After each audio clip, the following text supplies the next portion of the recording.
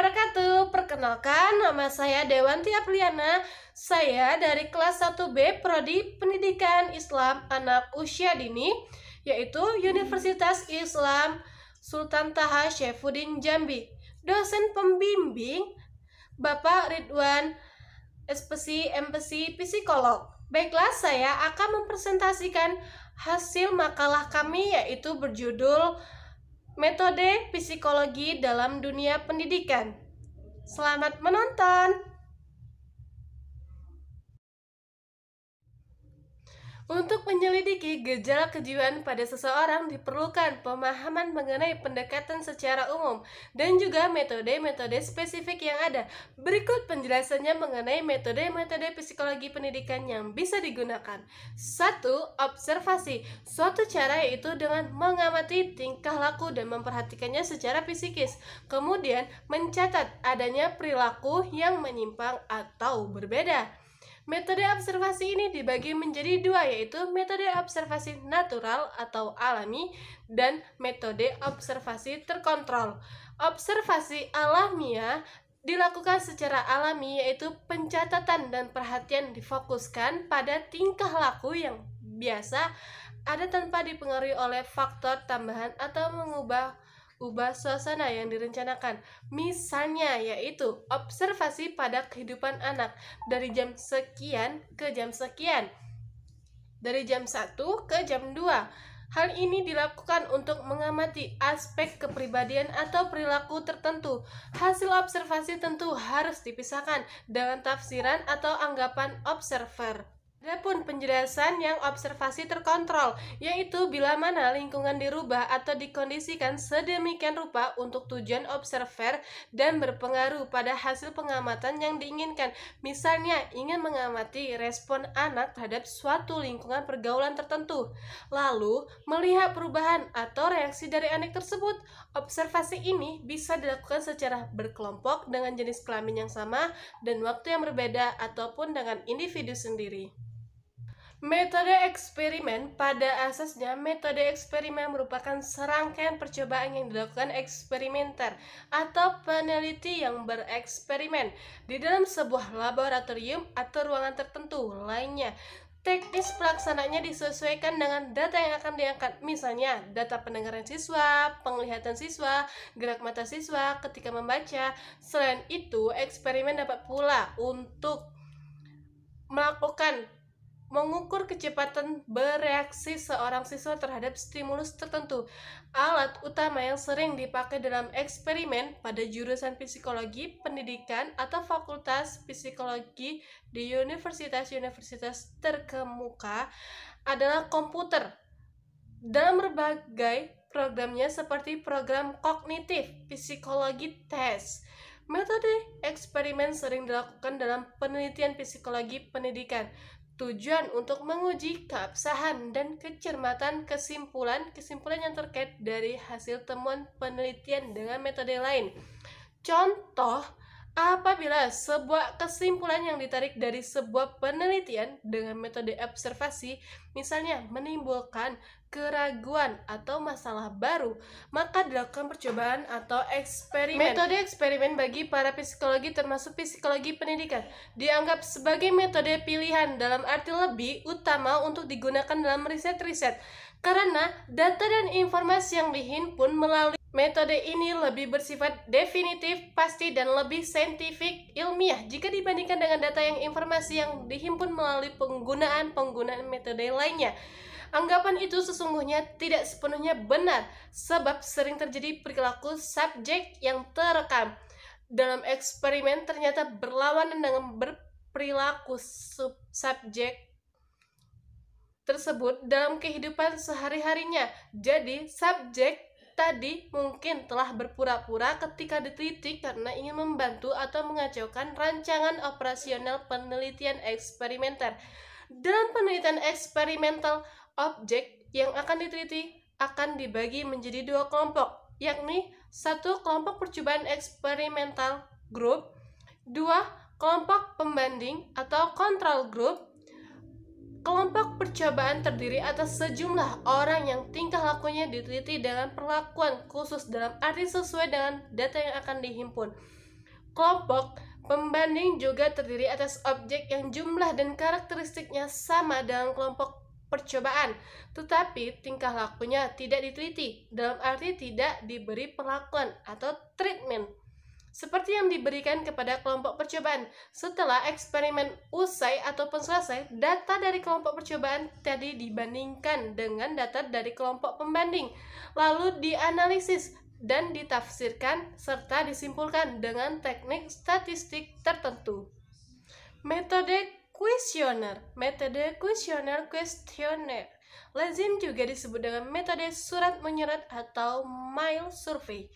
Kuesioner disebut mail survey karena pelaksanaan penyebaran dan pengembaliannya sering dikirim ke dan dari responden melalui jasa pos ataupun ke orang tersebut. Namun sebelum kuesioner disebarkan atau dikirimkan kepada responden yang sesungguhnya, seorang peneliti psikologi pendidikan biasanya melakukan uji coba, yaitu tryout.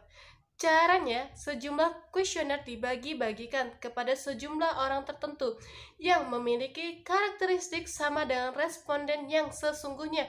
Tujuannya untuk memastikan apakah pertanyaan-pertanyaan dalam kuesioner itu cukup jelas dan relevan untuk dijawab dan untuk memperoleh masukan yang mungkin bermanfaat bagi penyempurnaan kuesioner tersebut. Penggunaan metode kuesioner dalam riset sosial termasuk bidang psikologi relatif lebih menonjol bila dibandingkan dengan penggunaan metode-metode lainnya. Gejala dominasi ataupun penguasaan atau kemenonjolan penggunaan metode ini muncul karena lebih banyak sampel yang bisa dijangkau, di samping unit cost atau biaya setahun per responden lebih murah.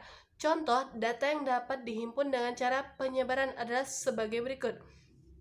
A. Karakteristik pribadi siswa seperti jenis kelamin, usia, dan seterusnya, tapi tidak termasuk nama. B.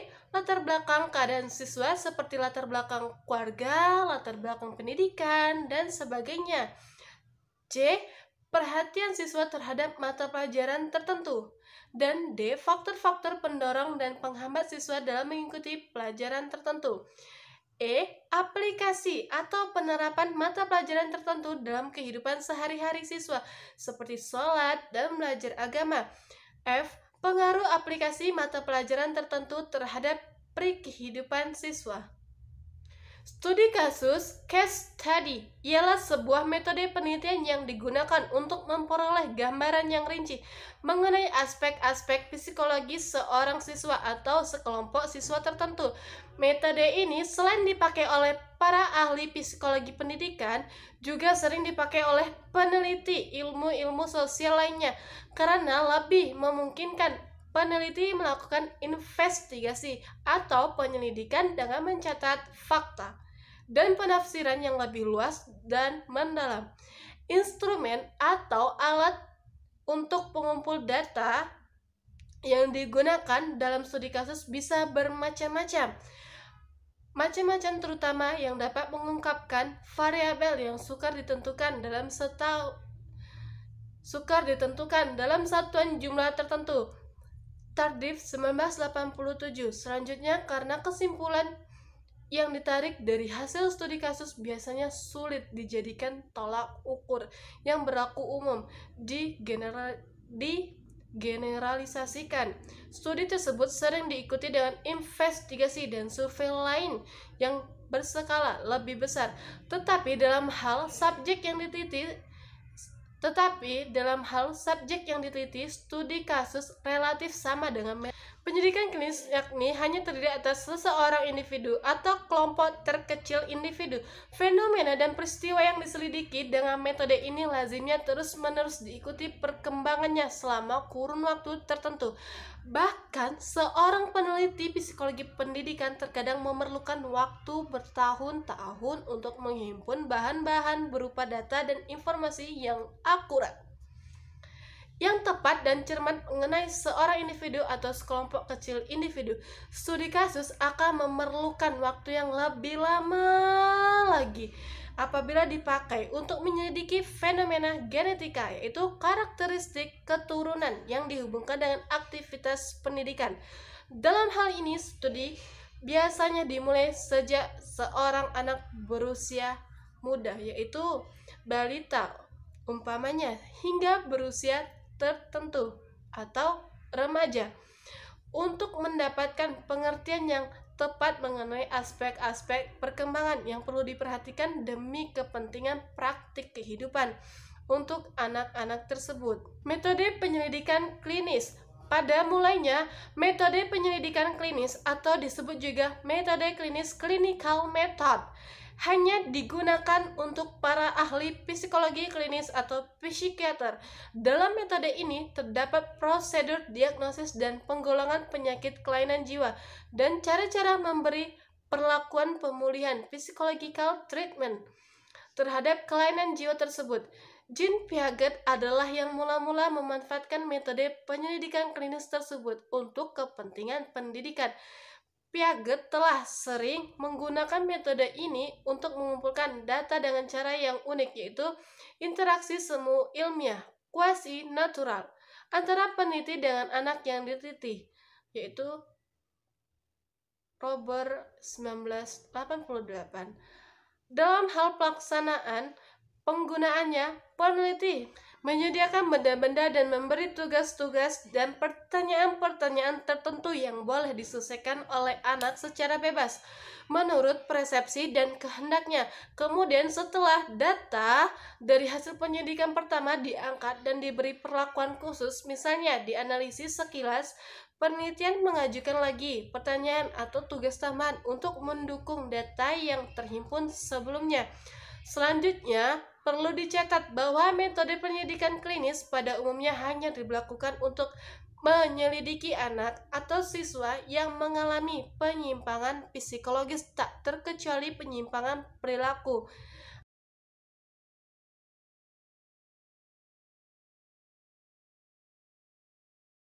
Oleh karenanya, penggunaan sarana dan cara yang dikaitkan dengan metode tersebut selalu memperhatikan batas-batas kesanggupan siswa, sama halnya dengan metode eksperimen yang dilakukan dalam laboratorium. Metode klinis juga mementingkan intensitas dan ketelitian yang sesungguh-sungguhnya.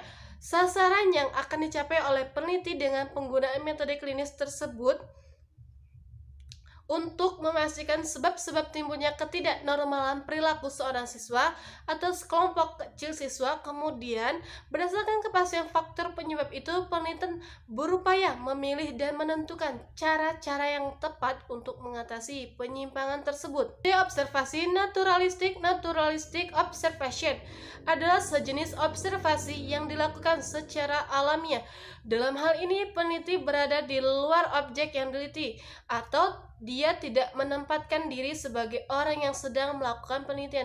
Pada mulanya, observasi naturalistik lebih banyak dilakukan oleh para ahli ilmu hewan, ethologis, untuk mempelajari perilaku hewan tertentu, misalnya perkembangan perilaku ikan jantan terhadap ikan betina, yaitu pendapat Lazarson 1975.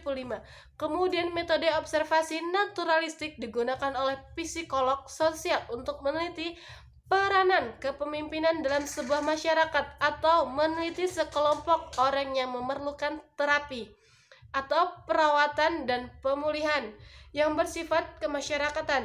Selanjutnya, metode ini juga digunakan oleh psikolog perkembangan, para psikolog kognitif, dan para psikolog pendidikan.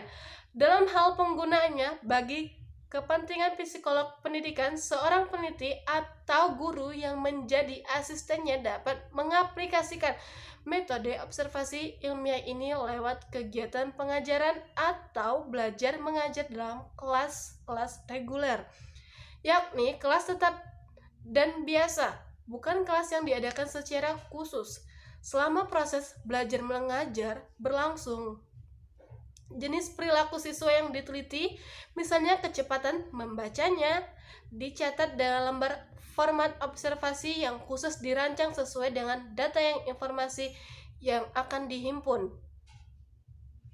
Objek sasaran dalam proses belajar mengajar adalah anak didik sebagai manusia individu yang memiliki perilaku karakteristik dan kemampuan yang berbeda satu sama lainnya. Maka dari itu, seorang pendidik mampu memperhatikan anak didiknya secara baik, khususnya dalam masalah psikologi pendidikan, karena sebagai tolak ukur perubahan tingkah laku yang terjadi pada anak. Guru sebagai pendidik harus memiliki pengetahuan yang luas, terutama dalam bidang psikologi agar proses belajar mengajar bisa berjalan dengan baik. Setidaknya bisa meminimalisir kegagalan dalam menyampaikan materi pelajaran. Metode psikologi pendidikan dalam dunia pendidikan terbagi menjadi 5, diantaranya 1. Metode eksperimen, 2. Metode kuesioner, 3. Metode studi kasus, 4. Metode penyelidikan klinis, 5. Metode observasi naturalistik. Adapun tujuan psikologi yaitu tujuan psikologi pendidikan dalam dunia pendidikan pada dasarnya adalah mempermudah pendidik dalam menerapkan proses belajar mengajar. Dengan mempelajari psikologi pendidikan, paling tidak para guru atau calon guru telah mendapat gambaran mengenal kondisi dan situasi keberadaan pribadi atau peserta didik dan lembaga pendidikan tersebut.